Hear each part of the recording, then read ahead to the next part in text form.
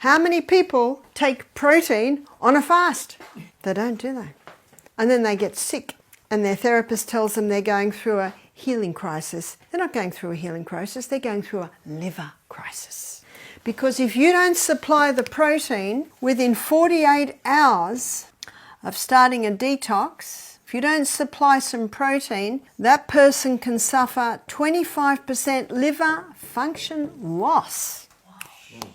What happens is the liver starts to break down to supply the protein needed. Whoa, this is important. A guest said to me, this explains. I went on a 10-day water fast with a doctor in Sydney.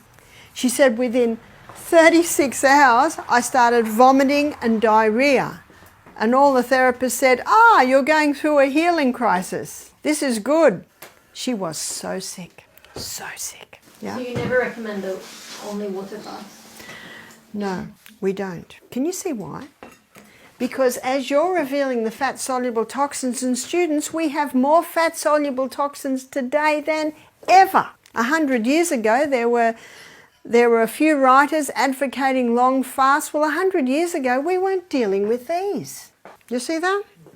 So if one fasts within a day or two, they have to have this protein? If you did a day's fast, you could probably get away without it. I tell our guests this, and I think it's a very important statement. We nutritionally support your liver to effectively detoxify you. We nutritionally support. Now, if we have the Vietnam vet do our program, do you know what I do? I give him a protein drink every juice. Because the more fat-soluble toxins, the more metabolites, the more amino acids he needs. And what we do is we buy a pea protein made out of legume, pea protein, and we put it with almond milk or soy milk and a little coconut cream and a drop of stevia, which gives it a tiny little bit of a sweet. And when the guests drink it, they go, oh, this one's nice, compared to the green barley. I say, have your greens, then have your nice juice. So on Monday, we give them green barley at 8, 12 and 4. Protein at 10 and 2. Whereas on Tuesday, we flip it around because on Tuesday, they've gone on to phase 2 of the liver detox. So we give the protein supplement with the juice at 8, 12 and 4, and then the green barley at 10 and 2. And I usually give this lecture on Tuesday morning as they start to go through the 3 phases of the liver detox. When I did my nutrition course, which was about 14 years ago, every single module we studied the 3 phases of the liver detox. As I was lecturing in America one year, a man came up and he said, that's very interesting, but he said, this is not for your lay people, this is for your academics. I said, lay people also have livers.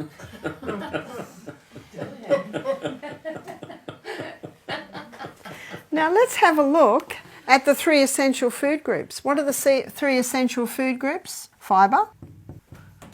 Fibre contains all these antioxidants in our vegetables. Protein. Protein is essential for phase 2 of the liver detox. Fat. We need the fat for our vitamin E. And phase 3. Phase 3 of the liver detox is happening in conjunction with phase 2. And in phase 3, the liver takes the water-soluble state and it releases it out via your kidneys.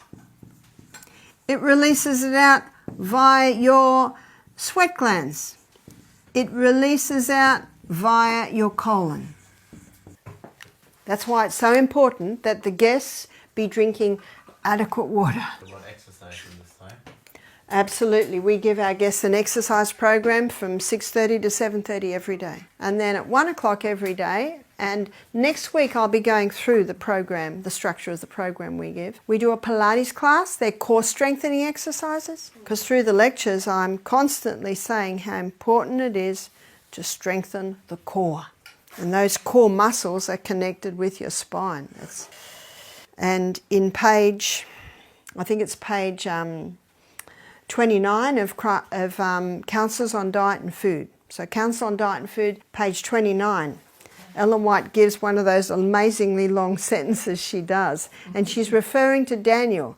She says, the erect form, the fair countenance, the undimmed senses, the untainted breath. She said, also many certificates of good habits, insignia of the nobility with which nature honours those who are obedient to her laws. Amazing statement. I did a health school in Fiji one year. I had about 100 students, and every day we started with that sentence, and first day we studied the erect form.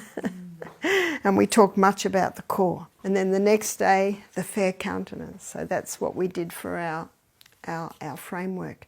But the erect form, many people don't think erect form has to do with strong abdominal muscles. Yes? When does one realize if they need this detox liver? What happens to them? When does one realise they need the detox liver? I guess it's hard to say. Anytime. Yeah, our guests come to our retreat to do the 2 days fast. The reason why I mention the water is because you need to be well hydrated for your kidneys to be able to release, and you need to have the water, so you got the water in you for the big sweat in the steam sauna. That's why the steam saunas, I believe it's an important part of the detox. And also having adequate water helps to keep the colon going. So this also explains why people get sick on detoxes if they don't nutritionally support their liver. Yeah. Is there also some literature about these 3 phases? Mm. Sorry, say that again. Is there also some literature about these 3 phases? We do have some books in America that talk about, in Australia. Dr. Sandra Cabot, she's a very famous Australian doctor, but I know her books have gone worldwide. She's got a book called The Ultimate Detox, where she talks about the 3 phases of the liver detox. Henry Osaki, he's got a book called, I think, The Nutritional Elements for Physicians. He talks about the 3 phases of the liver detox. My book, Self-Heal by Design, I devote a whole chapter to the project manager where I explain the 3 phases of the liver detox. Yes? I have a question. You don't do longer fasting, you just do it for 2 days. That's right. Can you see why? Because if we go any longer, too much fat-soluble toxins can be released. And I was doing a study, which was on a study that had been done from many of the fasting experts in the world today, and they all agree that it is better to do 2 days every week than a 10-day fast. Yeah. Second week you do it. Well, our guests will come for 1 or 2 weeks, and if they come for 2 weeks, they do 2 lots of 2-day juices. We had a man come recently, and he wanted to do a 6-day fast, so he did. It was his choice. He was fine because we nutritionally support him. But this man he'd be 70 now, and he's been living like this for 40 years. So I don't think there'd be too many environmental poisons in him. But if someone has a lot of environmental poisons in them, that's when you need to be a bit more cautious. Yeah? Some use flaxseed and psyllium husk for fiber when you're doing a fast. Well, you don't want any fibre because you don't want any digestion. But if you want to get the bowel movements. When we look at the 3 meetings we're going to be doing on the gut, I'll show you the teas that we use. We use buckthorn, cascara and licorice tea, and we give that to our guests every night, and that keeps the colon going. And that gently stimulates peristalsis. During fasting. They must have that through fasting. Yeah. Because you must keep these organs of elimination open. Some people, when they're on a fast, their colon will keep going, but I find most people, when the fibre stops, the colon stops. And you can see why we don't want to give them fibre, because we want the fasting of the releasing of the fat-soluble toxins from the fat cells. So your guests have no healing crisis? Not usually. Sometimes we do. Sometimes we get people with, we'll have severe headaches. Sometimes we've had people vomit, but not much. Not much. Do you do enema with them? It all depends on on the state, you know. Some people get diarrhea. We're not going to do an enema on them if they have a diarrhea. But we have a colonic irrigation set up at Misty Mountain, so we do colonic irrigations. With So, the fast or the whole time they are there? pardon? With the fast, or are you talking about the whole time they have colon irrigations? A lot of our guests choose not to have a colonic irrigation. So our guests choose, and also our health director, you know, might advise. They might have 1 colonic in the week, or they might have 2. It depends on the person, depends on their problem, etc., etc. But we have had return guests say to us that they did the fast. They had the herbs every night to get their colon moving every day, and they had 1 colonic irrigation. It's like a bowel treatment where you've got water going in and out the whole time.